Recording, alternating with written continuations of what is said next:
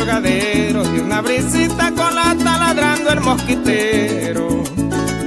Cuando va entrando el verano, brisea sabroso en el llano, en diciembre o en enero. Ahí es cuando en esos actos se alborotan los llaneros, porque vienen los trabajos y hay reunión de vaqueros.